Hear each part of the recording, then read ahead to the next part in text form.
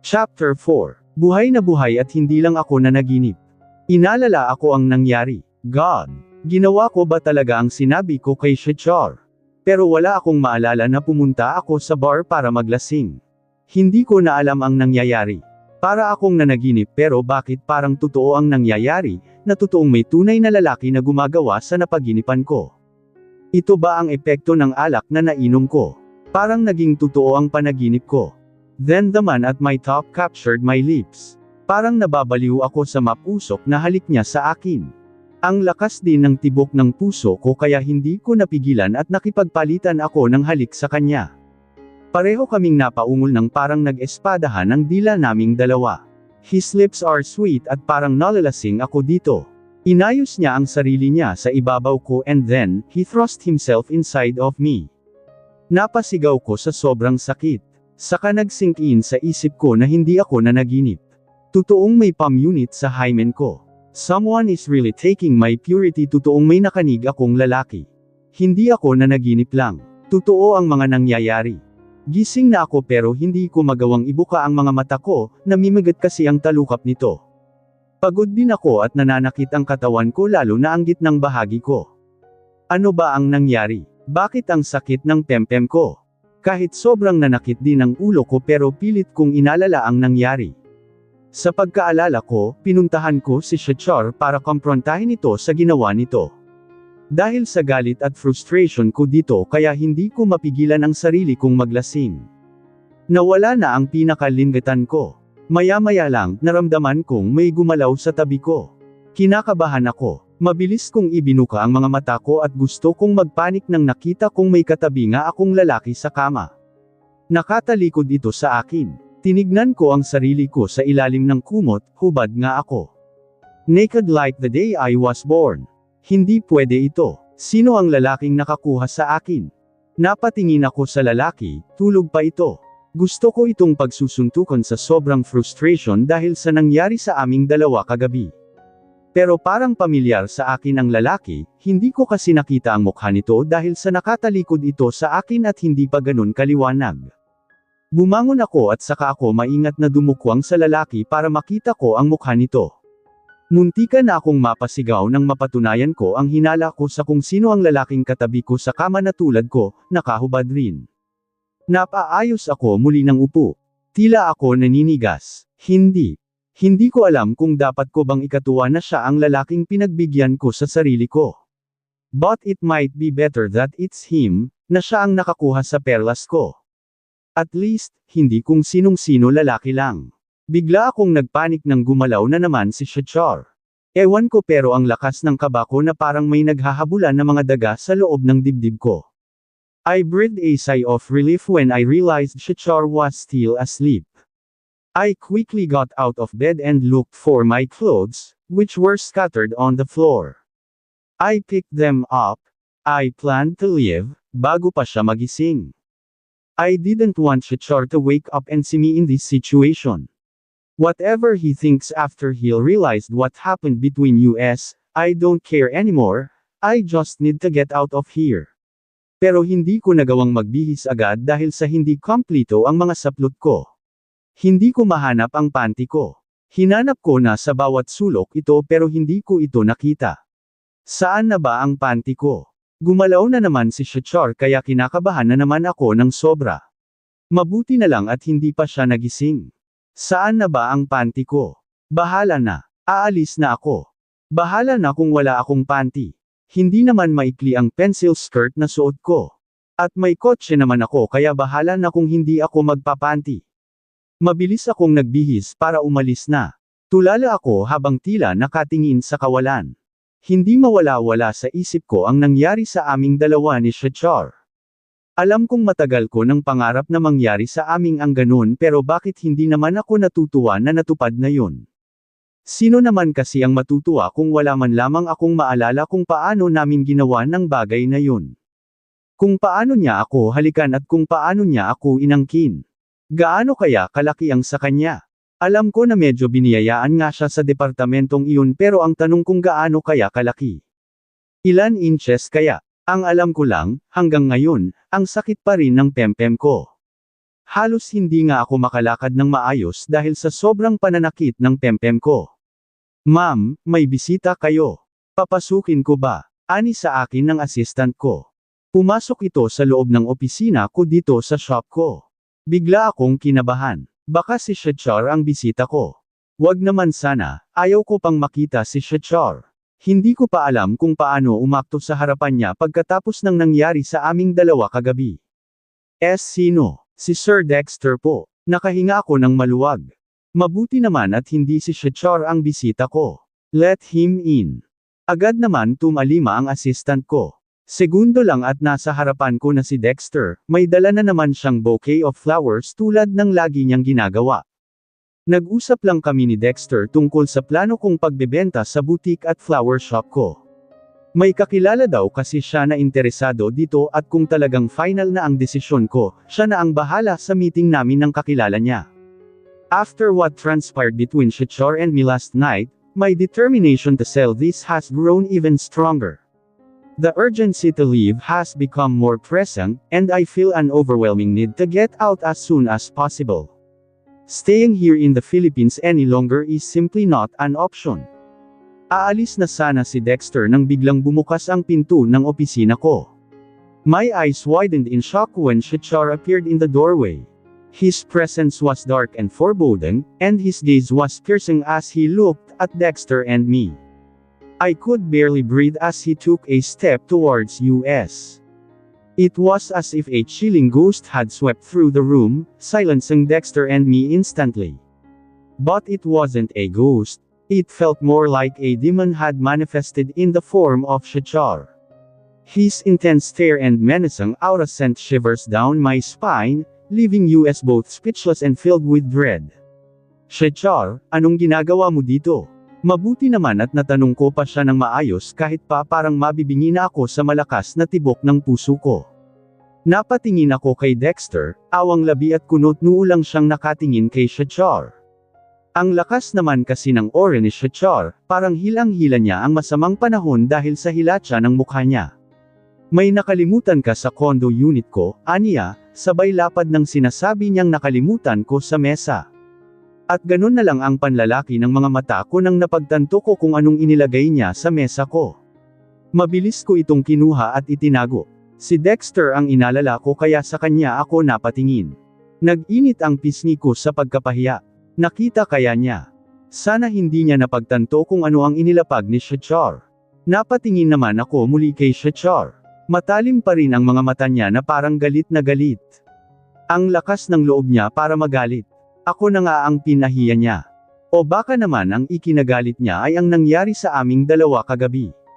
Ang kapal ng mukha, hindi siya lugi sa akin. Ang swerte nga niya dahil siya ang una ko. Umalis din si Shachar agad. Saka pa lang ako nakahinga ng maayos nang nakaalis na si Shachar. What was that? Si Dexter, kunot noo, I'm sorry. Ang tanging nasabi ko sa kanya. Hiyang-hiya ako dahil sa ginawa ni Shachar. That man was jealous, halos papatayin na ako sa titig niya. Ayaw ko ng gulo kaya nanahimik na lang ako. And I know that man he is a Montreal and I heard that they are possessive and territorial. Sa tingin ko ikinainis niya na maabyutan ako dito dahil pakiramdam niya sa kanya ka. Nakakainis talaga minsan pag mas gwapo sa'yo ang karibal mo.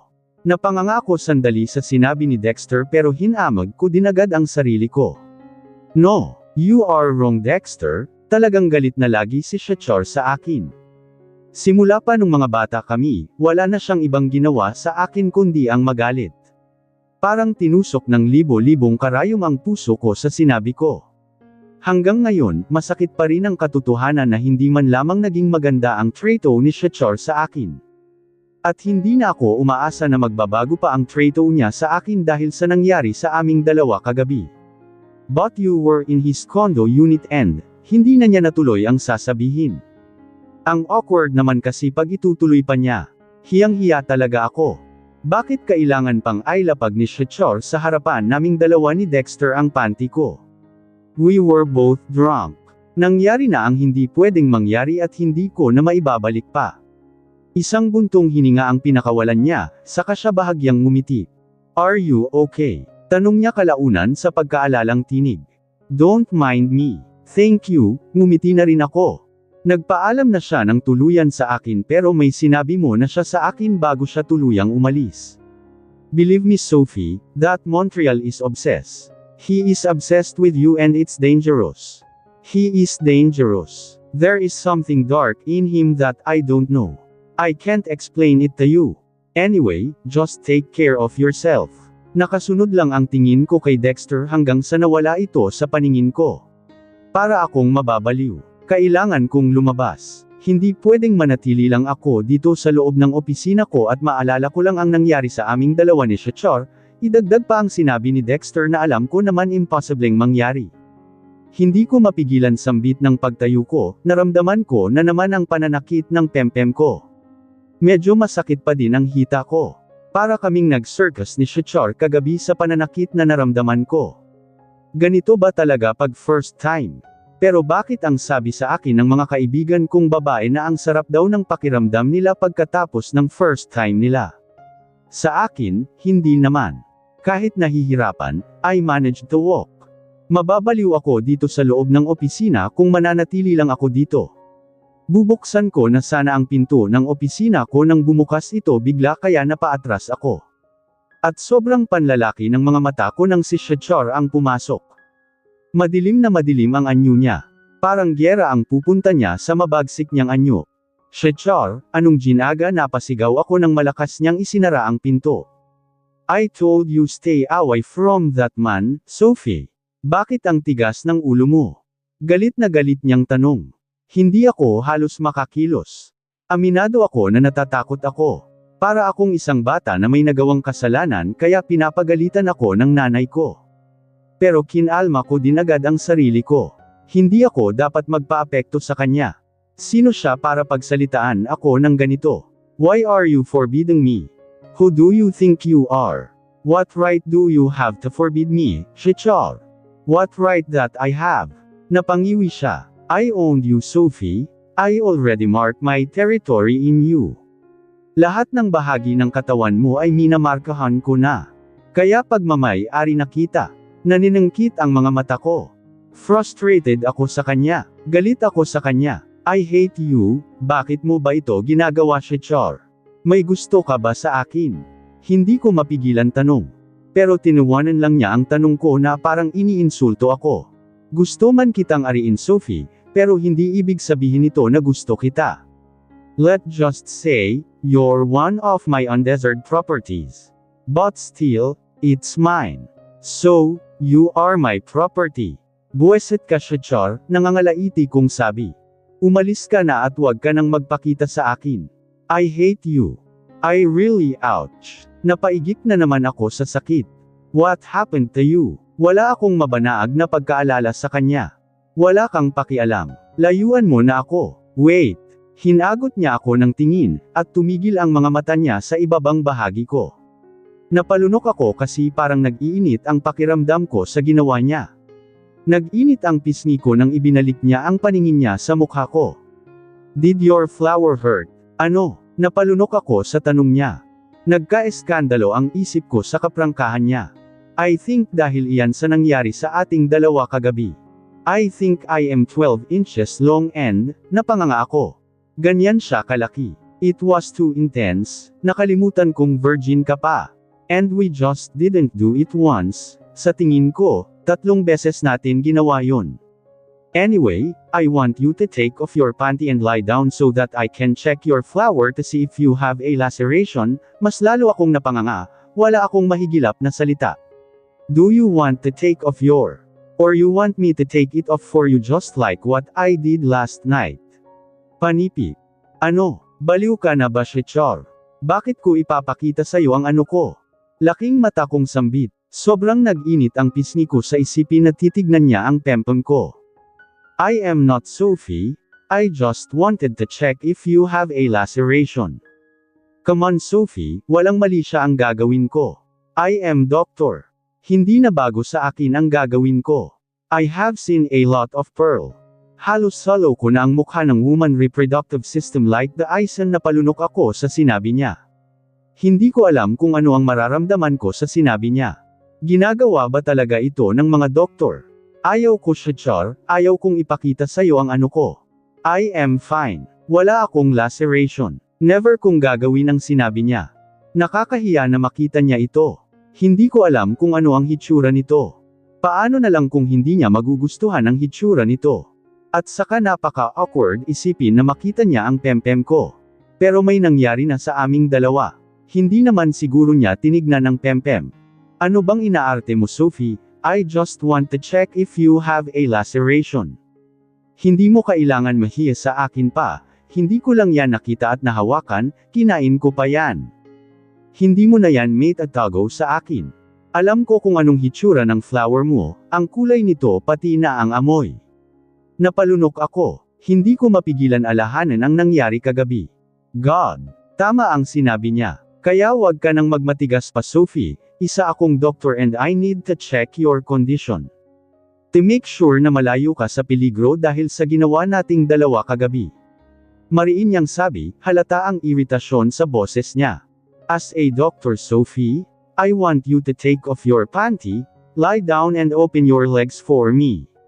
Nakakatakot ang tinig niya na parang sinasabi niya na kailangan kong sundin ang sinabi niya.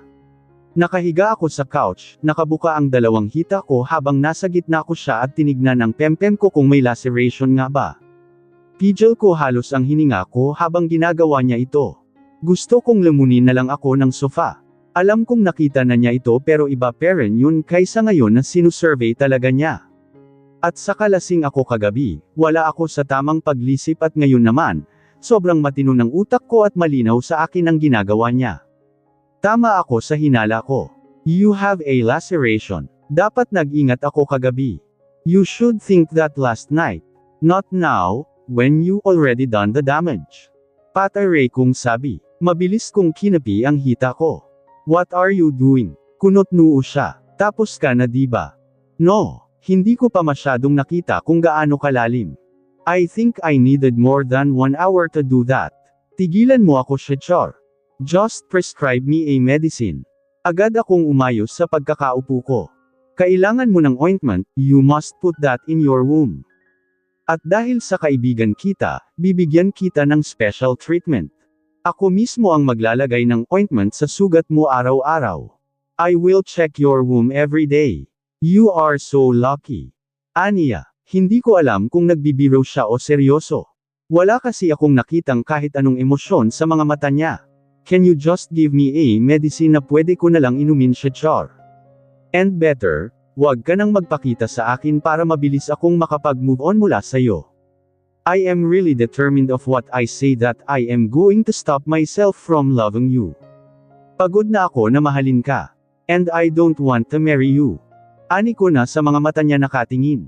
Gusto kong iparamdam sa kanya na hindi ako nakikipagbiruan sa kanya.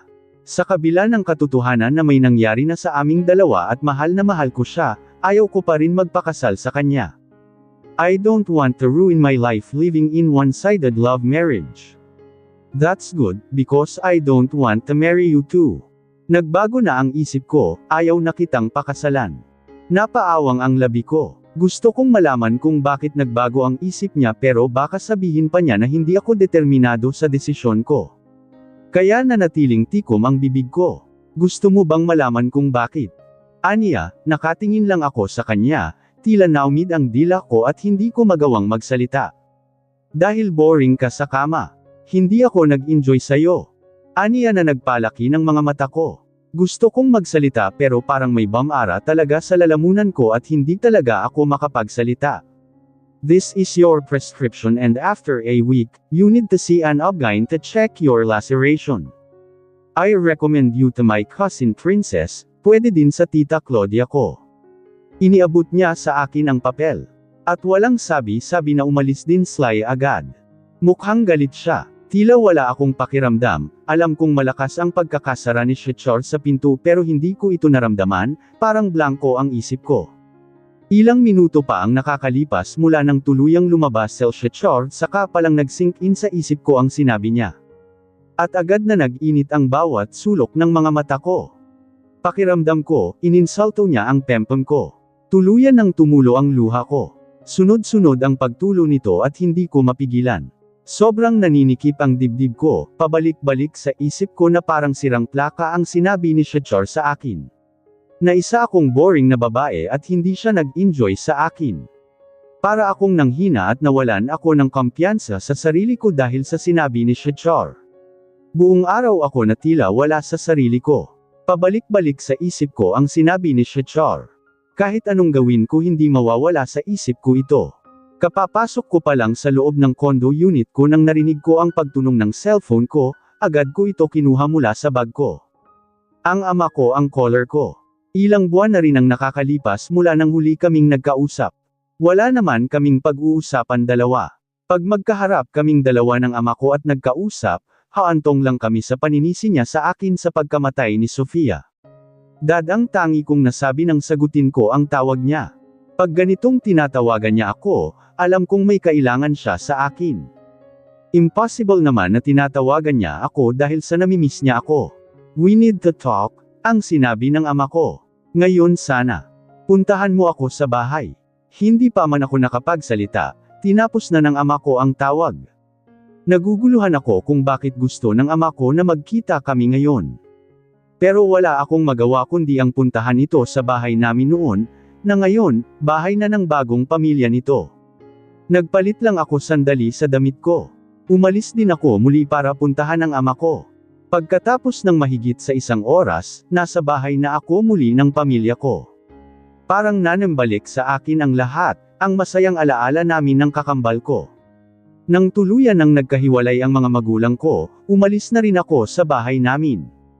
My parents still supporting me financially, masyadong malaki ang pera na ibinigay nila sa akin kaya napagpasyahan kong magsarili na. Naninirahan ako ng simple sa isang apartment, nag-working student din ako para may sarili akong pera maliban sa ibinigay ng mga magulang ko sa akin. Gusto ko lang patunayan ang sarili ko sa kanila at umaasa din ako na sana maging proud sila sa akin pero nabigo lang ako. Kahit anong magandang gawin ko, hindi matatabunan ang malaking kasalanan na nagawa ko sa paniwala ng mga magulang ko, na kasalanan ko ang pagkamatay ni Sofia. Katulad lang din kay Shachar, walang pagkakaiba. Kahit anong magandang gawin ko, hindi napapansin ni Shachar ang mga leon. Dad, naabutan ko ang ama ko sa may dining. Medyo madilim ang buong bahay. Parang mag-isa lang siya. Nasaan ang bago niyang pamilya? At may hawak siyang alak. Anong nangyari? Bakit parang mag-isa ka? Nasaan ang bago mong pamilya? Sunod-sunod kong tanong sa ama ko. Iniwan na nila ako, sagot ng ama ko. Kaya pala, naglalasing siya. May problema pala siya. At kaya ba pinapunta niya ako dahil kailangan niya ako? Kailangan niya ng isang tao na makakausap niya. At napagtanto niya na ako ang tanging tao na mapagsabihan niya sa problema niya dahil sa ako ang mas nakaintindi sa kanya dahil anak niya ako. Nagkaroon na ba ako ng halaga sa buhay niya? Bakit? Nag-away ba kayo, Dad? Umupo ako sa upuan na nasa harapan ng inuupuan niya. Oo. Ano ang pinag-aawayan niyong dalawa, Dad? Ang tungkol sa inyong dalawa ni Sofia. Napaawang ang labi ko sa sinabi ng ama ko. Bakit pinag-aawayan nilang dalawa ng stepmother ko ang tungkol sa aming dalawa ni Sofia? Bakit? Tanong ko. Don't you know that one of the reasons why your sister died is because she was taking a drug before the accident? Mas napaawang ang labi ko sa sinabi ng ama ko, hindi ko alam ito. Drugs. Hindle addict ang kapatid ko. Yes, she's taking drugs pero gamot niya ang mga iyon. Mahina ang puso ni Sofia at may maintenance itong gamot. The drugs that was found in your sister body contain a high level of melatonin. Ang sabi ng doktor, this could be the reason kung bakit nabangga siya at hindi dahil sa medyo nakainom siya. I didn't know, Dad. Bakit ngayon mo lang ito sinabi sa akin? And you always blaming me for her death. Did you give her that drug? Don't you know that we did everything for Sofia? Then, someone wants to kill her secretly and that someone, nagawa niya ang plano niya. Lahat ng paghihirap at sakripisyo namin came to nothing. Ikaw ba ang nagbigay ng gamot na yun kay Sofia? Ano? Hindi, Dad. Wala akong ibinigay kay napatigil ako sa pagsasalita at nanlaki ang mga mata kong nakatingin sa ama ko. He was holding a gun and it pointed to me. Dad, anong ibig sabihin nito? Do you know why your stepmother left? It's because she saw me as a demon when she found out about the secret between me and your mother. We should have gotten rid of you when Sophia died, but we couldn't bring ourselves to do it. We wanted to honor Sophia's memory by still fulfilling our obligations to you. But now, it's time to end this. It should have happened a long time ago. Hindi ako makakilos, ramdam na ramdam ko ang paninigas ko. At naramdaman ko ang mainit na likido na lumabas mula sa mga mata ko. Sobra akong nasaktan, hindi ko lubos akalain na nakatutok ngayon sa akin ang baril ng ama ko. Hindi ko lubos akalain na kaya niya akong patayin. Sarili ko siyang ama. Anak mo ako, bakit mo ito gagawin sa akin? Tulong luha kong sabi. Okay, fine. Bago kita papatayin, aaminin ko sa iyo ang katotohanan sa pagkatao mo. You are not my hindi na natuloy ng ama ko ang sasabihin niya at nabitawan niya ang baril. Napasapaw siya sa may dibdib niya. Sobrang panlalaki ng mga mata ko nang napagtanto ko kung ano ang nangyari. Inatake sa puso ang ama ko. Mabilis akong tumayo at tinulungan ko ang ama ko. Hindi na nakaligtas ang ama ko at tuluyan din itong binawian ng buhay ilang araw mula nang na-confine ito sa hospital. Sa mga panahon na pakiramdam ko na masyado akong lugmok, hindi naman ako iniwan ng mga kaibarkada ko lalo na si Gray, ang aking ultimate na karamay. Kaya hiyang-hiya na ako sa asawa nito pero wala akong magagawa, kailangan ko ang best friend ko, ang itinuring ko ng kuya sa mga sandaling leon. Pakiramdam ko mag-isa lamang ako habang inaasikaso ang libing ng ama ko kung wala si Gray na tumulong sa akin na asikasuhin ito. May mga malalayong kamag-anak naman ang pamilya namin pero hindi naman sila masyadong apektado sa nangyari. Si Mommy naman, umuwi lang siya nung libing ng ama ko, wala siya nung mga panahon na nasa hospital pa si Daddy pati nasa lamin nito. Hindi ko din mahagilap kung nasaan ang stepmother ko. Isa talaga sa rason kung bakit hinahanap ko ang stepmother ko ay para malaman mula sa kanya sa kung ano ang nadiskubre niya kaya niya iniwan ang ama ko. Masaya naman silang dalawa ni Daddy kaya ano ba talaga ang rason at nagawa niyang iwanan ang ama ko. At tungkol daw ito sa aming dalawa ni Sophia. Ano ba ang tungkol sa pagkatao ko na gustong aminin ni Daddy sa akin? At bakit ginusto niyang patayin ako na anak niya? Hindi ko alam kung ano ang dapat kong maramdaman ng atakehin ng ama ko. Totoo naman na nalungkot ako. Mahal ko si Daddy. Kahit hindi ko na naramdaman ang pagmamahal at pag-aaruga nito mula nang mamatay si Sophia pero mahal ko ang ama ko. But I breathed a sigh of relief, nung inatake bigla ang ama ko. My father was about to kill me at that time. If he hadn't had a heart attack at that moment, I don't know what would have happened to me. Maybe I would be the one being mourned and not my father. Masakit ang katotohanan na plano akong patayin ng ama ko. Nahihirapan akong e-proseso sa utak ko ito. This added to the heavy burden I was already carrying in my heart. I desperately wanted to confide in someone, but I couldn't bear the thought of people thinking poorly of my father. I wanted to preserve the good image he had in the eyes of those who knew him, especially at his final resting place. I kept everything to myself, not sharing even with Gray or to my mom. The thought of tarnishing his memory was too painful for me to consider, so I endured the weight of the secret alone. Pero maliban sa sakit na naramdaman ko dahil sa nangyari sa ama ko at sa plano nitong gawin sa akin ay ang katotohanan na hindi talaga ako pinahalagahan ni Shachar. Lahat ng kaibarkada namin ay karamay ko maliban lamang kay Shachar na hindi man lamang nagparamdam sa akin, ni isang beses hindi man lamang ito dumating sa lemay ng ama ko, tulad nung lemay noon ni Sophia. He left me alone. He never really cared of me. Kailangan ko din siya dahil kahit wala akong halaga sa kanya, isa din siya sa mga pinaghuhugutan ko ng lakas pero lagi siyang wala kung kailan kailangan ko siya. May problema ba Gray? You came in my office and asked me for a lunch. Pero ang tahimik mo naman. We were friends since childhood kaya alam kong may dinadala kang problema. Come on, sabihin mo sa akin. Ani ko kay Gray, nasa isang restaurant kami. Napatingin siya sa akin. Tumitig siya. Kitang-kita ko ang lungkot sa mga mata niya. You think I am just ruining Christel's life? Tanong niya, nababalot ng lungkot ang tinig niya. Bakit mo naman naitanong yan Gray? Sa tingin ko naman, okay kayong dalawa. Diba, you are trying to fix your marriage. What seems the problem? Isang buntong hininga ang pinakawalan niya.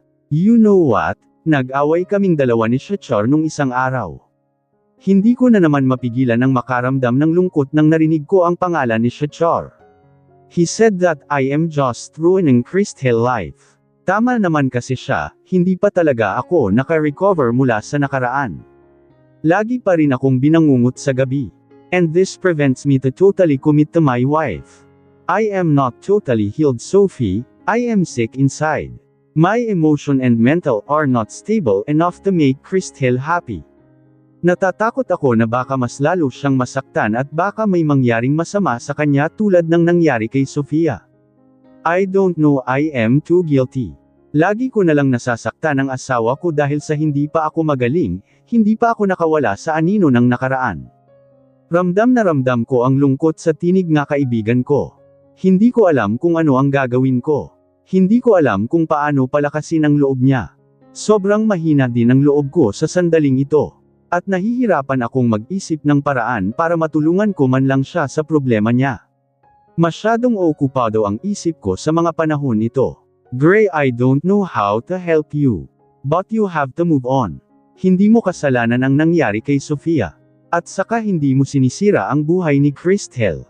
Mahal ka niya, alam kong maintindihan ka niya pag hindi ko na natuloy ang iba kong sasabihin ng tila parang umikot ang mundo ko. Nahihilo ako bigla. Sophie, are you okay? Narinig ko pang tanong ni Gray bago tuluyan nagdilim ang paningin ko.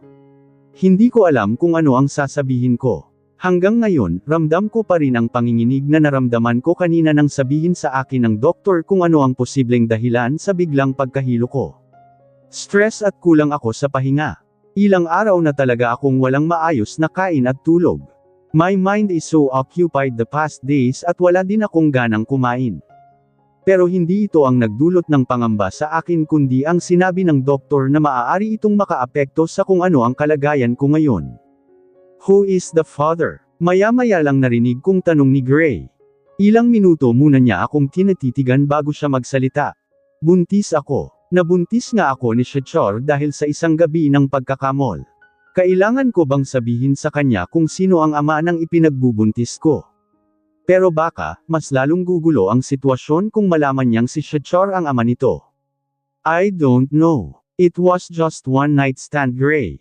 Hindi ko kilala kung sino ang lalaking nakasama ko sa gabi na yun. I chose to lie. Hindi na niya kailangan malaman pa na ang pinsan niyang si Shachar ang nakabuntis sa akin. Baka sugulin pa niya si Shachar at malaman pa ni Shachar ang tungkol sa kalagayan ko. Hindi ko man alam kung ano ang gagawin ni Shachar pag malaman niya ang tungkol sa kalagayan ko pero ayaw ko nang makipagsapalaran pa. Shachar hated me and it's not good for our baby. But I chose to keep this baby. Tuloy ang plano kong pag-alls at hindi na ako babalik pa. Ano, you're not the type who, I am frustrated and alone at that time, Gray. Lasing ako at hindi ko na alam ang ginagawa ko. Huli na nang napagtanto ko that I am sleeping with the stranger. Napatulo ang luha ko. I don't have any regrets about what happened between Shachar and me, and I'm not shedding tears over my pregnancy. In fact, I cherish the beautiful memory I now have of Shachar. The tears I cry are for my life and the difficult situation I've been facing over the past few days. It's been overwhelming, and the weight of everything has been hard to bear. The stress and uncertainty of my recent circumstances are what truly break my heart. Hindi nagsasalita si Gray, nanatili lang siyang nakatitig sa akin. Can we please keep my pregnancy a secret, Gray? I really don't want Shachar to find out about this. It's crucial that I leave as soon as possible before anyone starts to notice my condition. The longer I stay, the greater the risk that someone will figure it out, and I can't let that happen. I need to disappear quietly and quickly, without raising any suspicions. Bakit? Kunot-noo siya. You know what will happen, Gray. Alam mong maraming nakapaligid sa akin na basta na lang ako hinuhusgahan. Aalis din naman ako, may buyer na ako. Aalis din ako agad pagkatapos ng transaksyon namin at maayos ko ang mga papeles sa paglilipat. Doon ako ipagpatuloy ang pagbubuntis ko sa ibang bansa at doon na rin kami mininaruhan ng anak ko. Do you really have to go, Sophie? Oo, at mas lalo na ngayon na buntis ako. Isang buntong hininga ang pinakawalan niya. How about Char? Pwede ko bang sabihin sa kanya? No. Agad kong sabi, napalakas ang boses ko kaya napakunot-noo siya. I'm sorry, I said after taking a moment to calm myself down. But please, Gray, don't tell anyone about my pregnancy, especially Char. You know how he treats me. He'll judge me harshly, thinking I'm a promiscuous woman who goes around with just anyone.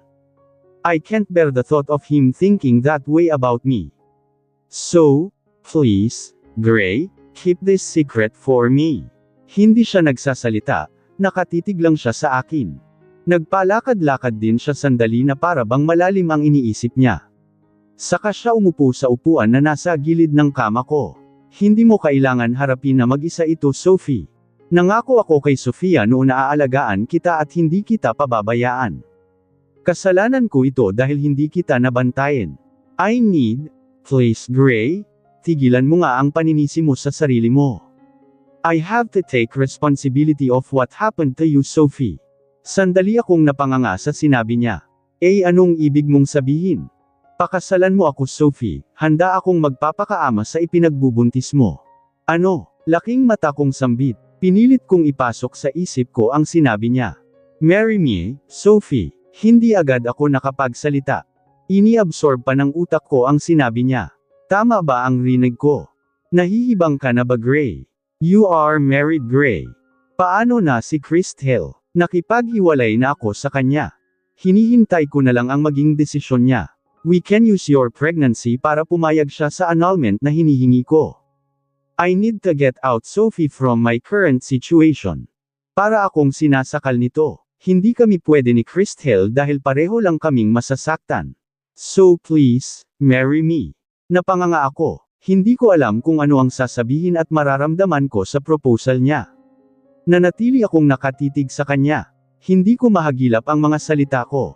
Marry me, Sophie. Mula pa noon, tayong dalawa lang ang nagtutulungan. Magtutulungan tayong dalawa ngayon. Gusto kong hiwalayan na ako ni Christelle, kailangan mo naman ng ama sa anak mo. Please, tulungan mo ako. Magtutulungan tayong dalawa. Plano kong puntahan si Gray pero napatigil ako sa paghakbang nang nakita ko si Christelle na pasalubong sa akin. Nababasa ko ang galit sa mga mata niya kaya nakaramdam agad ako ng pagkabahala. How could you do this to me, Sophie? Tanong sa akin ni Christelle na ikinabigla ko, galit na galit ang tinig niya at ubod ng talam ng titig niya sa akin. Hindi ko siya maintindihan. Nabigla din ako sa inaste niya, hindi naman kasi siya eskandalosang babae. I look at her, my eyes wide with shock and fear. Wait, ano bang pinagsasabi mo, Chris? Hindi ko na natapos ang iba kung sasabihin ng bigla niya akong sinampal. Walang hiya ka, malandi ka. Malandi ka, isa kang kabit. Inagaw mo sa akin si Gray. Galit na galit niyang sabi, sinugod niya ako. Sinubukan ko siyang pigilan gamit ang kamay ko pero hindi ko kaya ang pagwawala niya. Gusto kong magpaliwanag sa kanya at sabihin sa kanya ang totoo, pero hindi niya ako binigyan ng pagkakataon. Please, listen to me. Hindi siya nakikinig sa akin at patuloy lang ang pagsugod niya sa akin. Iwas na iwas naman ako sa kanya. Medyo naramdaman ko na nga ang pananakit ng puson ko hanggang sa napahinto siya at laking mata siyang napatingin sa ibaba ko. Kitang-kita ko ang takot sa mga mata niya, ramdam na ramdam ko din ang paninigas niya. Sophie, I'm sorry, hindi, liling siya. Umiiyak siya. Hindi ko sinasadya, hindi ko napatingin ako sa ibabang bahagi ko at agad nabuhay ang takot sa akin nang nakita ko ang madaming dugo sa hita ko. Nanginginig ako sa takot. Christelle, tulungan mo ako. Ang baby ko. Napaiyak ako sa sobrang sakit na naramdaman ko. Christelle, boses ni Gray ang narinig ko. Kitang-kita ko ang pagkagulat kay Christelle. Kitang-kita ko din ang takot sa mga mata niya pero mas nakapokus ako sa sobrang pananakit ng tiyan ko. Maya-maya lang, tuluyan nang nakalapit si Gray. Christelle, anong nangyari kay Sophie? Tanong ni Gray at mabilis akong kinarga ni Gray. Hindi ako nagreklamo dahil sa matinding pananakit ng puson ko. Napasigaw ako sa sobrang sakit na naramdaman ko. Gray, hindi ko sinasadya, Gray. Umiiyak na sabi ni Christel.